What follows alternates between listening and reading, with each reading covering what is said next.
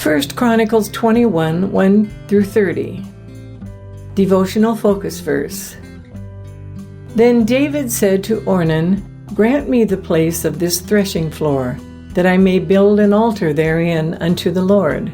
Thou shalt grant it me for the full price, that the plague may be stayed from the people." 1 Chronicles 21, 22. Early in our married life, my husband and I lived for a time in Southeast Asia. One of my favorite activities during our stay there was walking to the nearby street market with its sidewalk vendors, carts, and open front shops. The variety of goods fascinated me. Women vendors squatted beside huge rubber tubs of live fish and dried squid and piles of fruits, vegetables, and spices. Small storefronts displayed kitchen pots and pans, plastic containers of every size, and all kinds of household utensils. Eager merchants gestured to stacks of folded fabric, colorful dresses, men's suits, shirts, and t-shirts. There were mountains of handbags, wallets, and shoes, and an unending array of street food. What made excursions to the market especially intriguing was watching the process involved in making a purchase. Bargaining with vendors was an accepted part of the culture, and the discussions regarding potential sales were energetic. Though I had only limited understanding of the language, the facial expressions and gestures that accompanied these exchanges were self-explanatory. Back and forth the words flew until the would-be buyer either produced payment or walked away. Negotiating a price that was acceptable to both buyer and seller clearly was a skill. In today's text, a very different type of buyer and seller negotiation took place. When David wanted to purchase land from Ornan the Jebusite to build an altar to the Lord, no bargaining took place. In fact, the reverse was true. Ornan generously offered to give David his threshing floor free of charge, along with his oxen for burnt offerings, his threshing instruments for wood, and wheat for the meat offering. However, David was not looking for a bargain. He insisted on paying the full price for what he purchased from Ornan because he knew that it would not be a worthy offering to the Lord if it cost him nothing. For Christians, this is a principle worth pondering. What sacrifices of time, resources, or praise are we offering to God? What is the personal cost to us? The true value of what we offer is known only to God, because He reads our hearts. Let us follow David's example and be sure that we are not suddenly looking for a bargain or offering God something we do not particularly value. God deserves our best. Background information. Chapter 21 describes David's sin in taking a census of Israel. See verses 1 through 6. And the plague that came as a punishment. See verses 7 through 17. David's purchase of land for an altar is recorded in verses 18 through 27, and verses 28 through 30 describe the offering to the Lord made there. Later, the temple was built upon that site, so chapters 21 and 22 are regarded as an introduction to David's temple building preparation. The numbering of the people took place after Israel's great victory over the Ammonites in chapter 20. This suggests that David's census may have been based in sinful pride and reflective of a dependence on the size of his military rather than in God's ability to protect his people.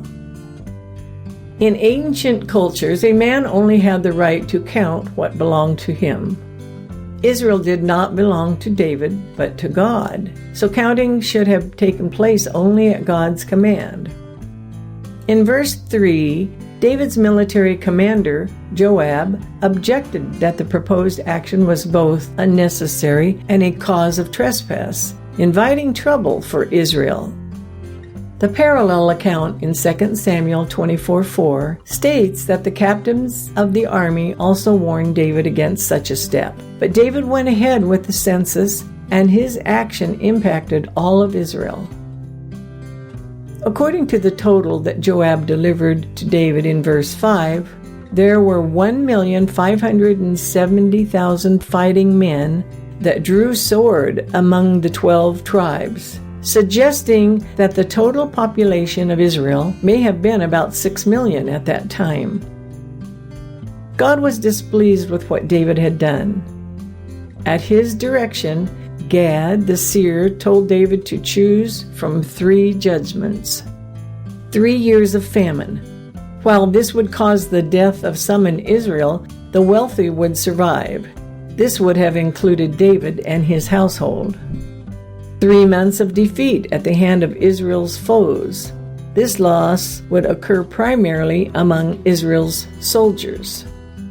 3 days of pestilence in the land at the hand of God. The other 2 options could have insulated the king and his family from the punishment, but David knew that he deserved the chastisement of God.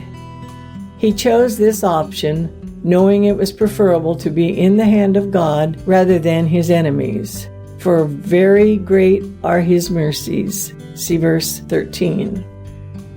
Had the pestilence caused David's death, it could have brought chaos throughout the land, invasion by Israel's enemies, and perhaps even the complete overthrow of the nation.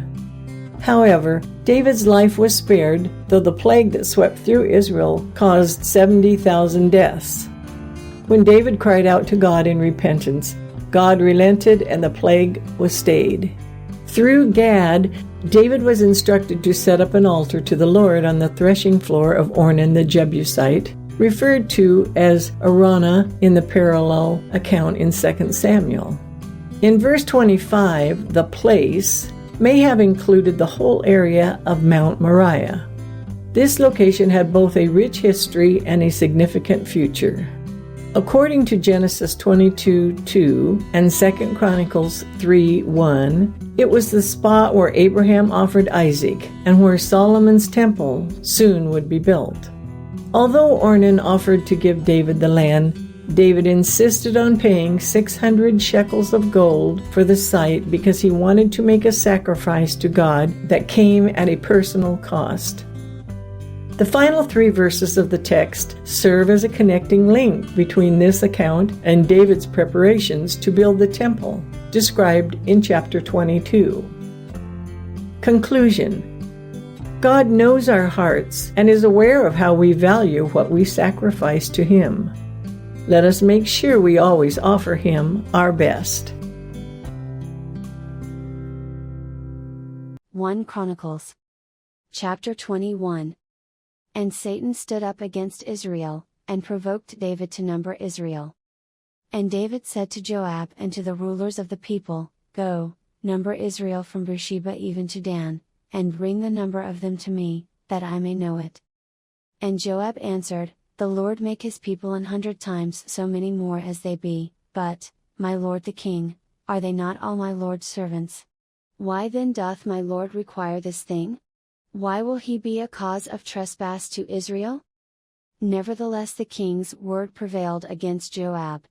Wherefore Joab departed, and went throughout all Israel, and came to Jerusalem. And Joab gave the sum of the number of the people unto David. And all they of Israel were 1,000,000 and 100,000 men that drew sword, and Judah was 460,010 men that drew sword. But Levi and Benjamin counted he not among them, for the king's word was abominable to Joab. And God was displeased with this thing, therefore he smote Israel. And David said unto God, I have sinned greatly, because I have done this thing, but now, I beseech thee, do away the iniquity of thy servant, for I have done very foolishly.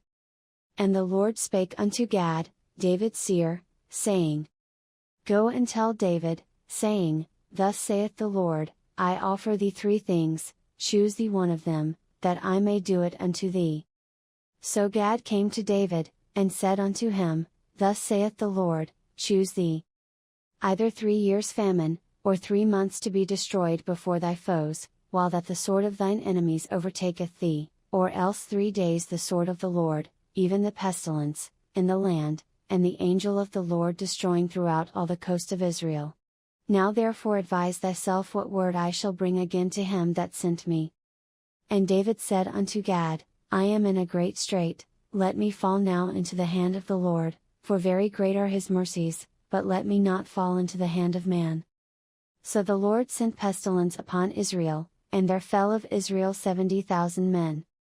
And God sent an angel unto Jerusalem to destroy it, and as he was destroying, the Lord beheld, and he repented him of the evil, and said to the angel that destroyed, It is enough, stay now thine hand. And the angel of the Lord stood by the threshing floor of Ornan the Jebusite. And David lifted up his eyes, and saw the angel of the Lord stand between the earth and the heaven, having a drawn sword in his hand stretched out over Jerusalem. Then David and the elders of Israel, who were clothed in sackcloth, fell upon their faces. And David said unto God, Is it not I that commanded the people to be numbered? Even I it is that have sinned and done evil indeed, but as for these sheep, what have they done?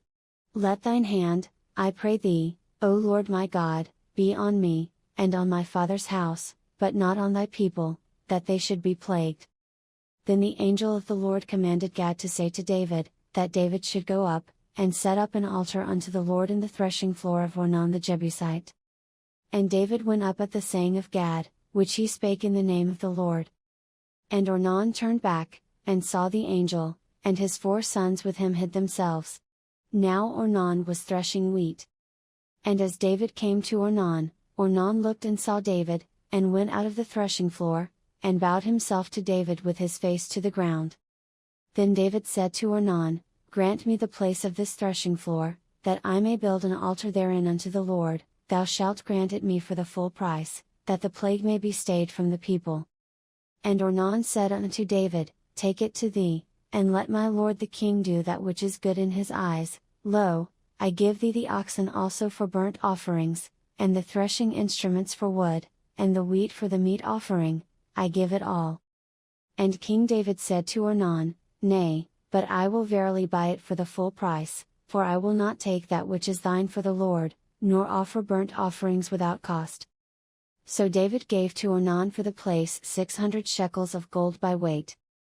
And David built there an altar unto the Lord, and offered burnt offerings and peace offerings, and called upon the Lord, and he answered him from heaven by fire upon the altar of burnt offering. And the Lord commanded the angel, and he put up his sword again into the sheath thereof.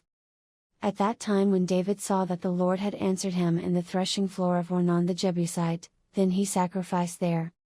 For the tabernacle of the Lord, which Moses made in the wilderness, and the altar of the burnt offering, were at that season in the high place at Gibeon. But David could not go before it to inquire of God, for he was afraid because of the sword of the angel of the Lord.